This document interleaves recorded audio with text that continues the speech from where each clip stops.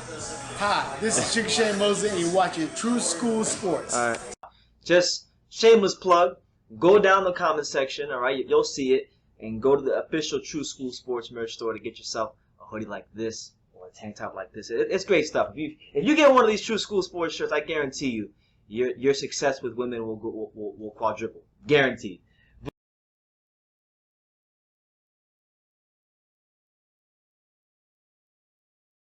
You know, he did that era's that, you know, these fighters need to stop watching Instagram and watching other fighters their age, and they need to, you know, look, the NBA, the NFL, baseball, all those sports, I feel like over time athletes have gotten better, bigger, stronger, faster. I'd say boxing is the only sport where I feel like it's actually regressed. It's getting worse. The athlete's getting worse. You know what I'm saying? Because they're fighting with more skill, but not more skill, but they're using all skill and not fighting with technique and the fundamentals of boxing and setting punches up and doing things like that. And, you know, that kind of stuff, that art is done, man, you know.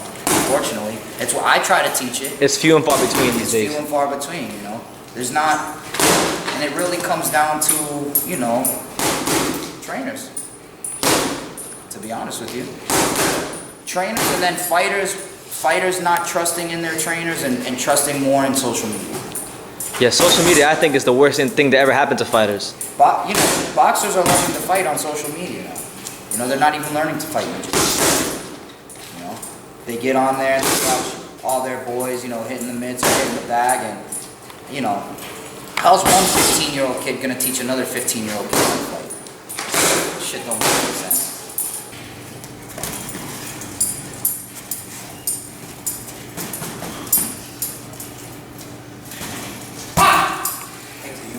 You always go around the side with that left hand to the body. You always come here. You never come here. Middle? Yeah. About the clinch?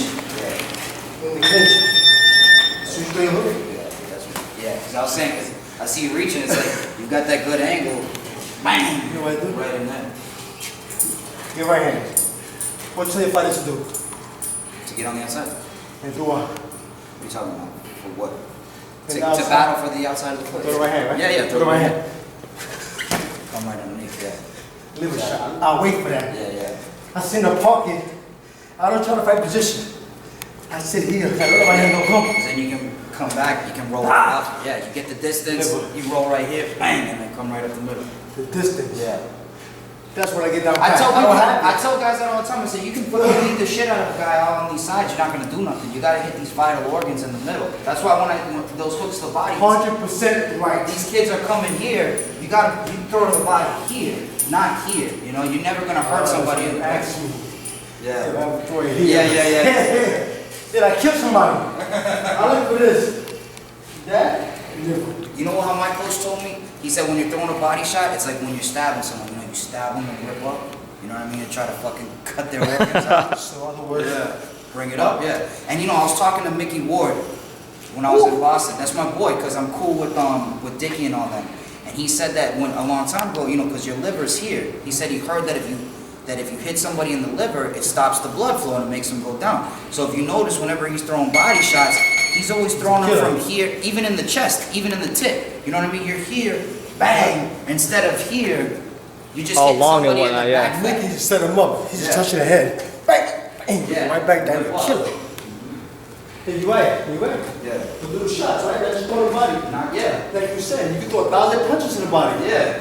I can take that all day. And you could be there and I could just fucking even wind up. I can take that all day. Boom. Take But it if all I day. come, and I can hit you with a little knife shot on the inside.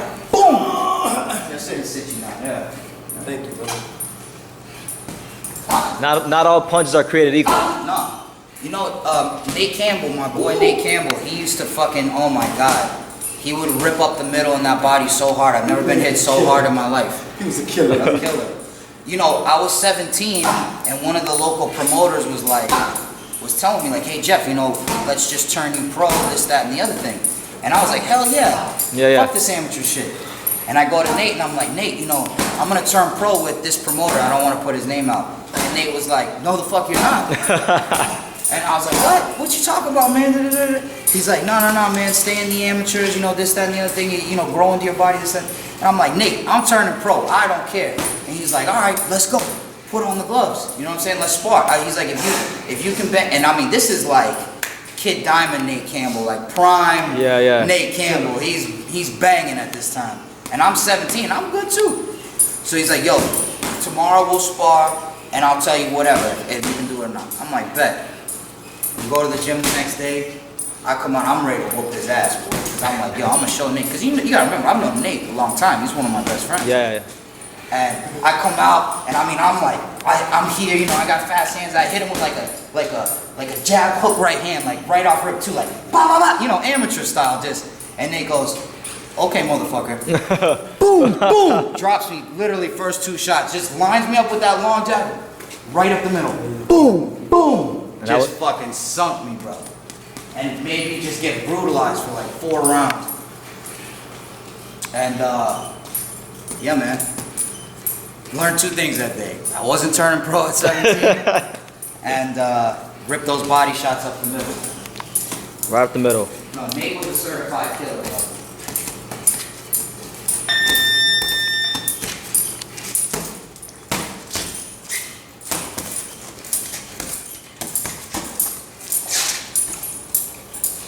How do you think he would think as Pacquiao? Because I remember people. Who, Nate? Yeah. Listen, let me tell you something about Nate. Nate, by the time he got to where he needed to be, he was already way past his prime. Yeah. You know, Nate didn't even have his first amateur fight till he was 26. Oh shit. When I met Nate, he was like, when Nate was at 130, 126, like around those times, he was just brutalizing everybody they put. I mean, I saw him spar light heavyweights and drop them like.